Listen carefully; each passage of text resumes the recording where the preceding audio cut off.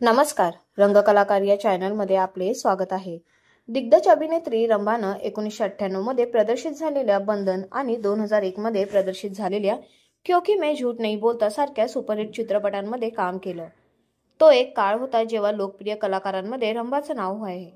रंभाने 15 वर्षांची असताना मल्याळम चित्रपटातून डेब्यू केलं होतं। त्यात त्यानं विनीत सोबत सरगममध्ये काम केलं। नंतर 1992 मध्ये त्यांचा हा चित्रपट प्रदर्शित झाला। त्याच वर्षी त्यांनी संपाकुलम थाचन मध्ये अभिनय केला होता। त्यानंतर 1993 मध्ये तेलुगू चित्रपट आ काडू अदुसू मध्ये दिसली होती।